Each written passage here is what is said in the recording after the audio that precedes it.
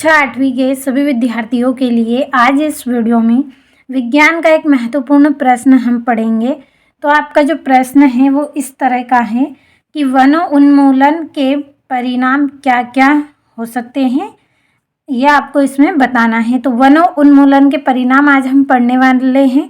One उन्मूलन का अर्थ होता है कि वनों को काटना, वृक्षों की कटाई करना, उसे हम बोलते हैं वन उन्मूलन, यानी कि वनों को समाप्त करना, वन में जो पेड़ पौधे हैं उनको काटना। तो यदि हम वृक्षों की कटाई कर देंगे तो इससे हमें क्या क्या नुकसान होंगे, क्या क्या परिणाम इसके हमें देखने को मिलेंगे।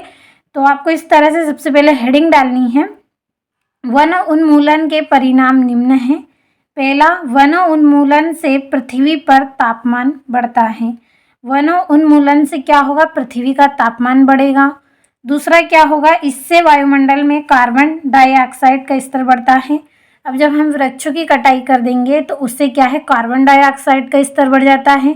पौधे क्या करते हैं, कार्बन डाइऑक्साइड गैस और जो सूर्य का प्रकाश है, सूर्य के प्रकाश से क्या करते हैं, क्लोरोफिल ये सब मिलकर क्या करते हैं, ग्लूकोज का निर्माण करते हैं। इस तरह से क्या करते हैं, पेड़ पौधे अपना भोजन बनाते हैं।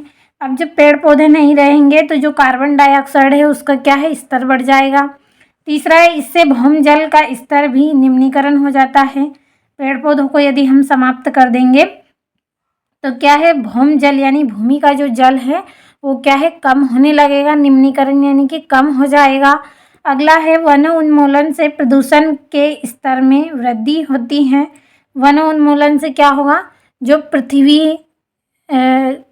वन उन्मूलन से प्रदूषण है, प्रदूषण का स्तर भी बढ़ जाता है।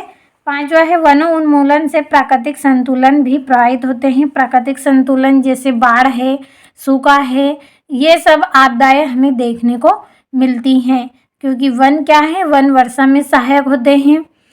और इस तरह से बहुत सारी ऐसी हमारी ज़रूरत है जिसमें जो वन है, वृक्ष हैं, वो हमारे लिए महत्वपूर्ण हैं। तो यदि हम वृक्षों को काट देंगे तो हमें क्या क्या समस्या देखने को मिलेगी। पृथ्वी का जो तापमान है वो क्या है, बढ़ता है।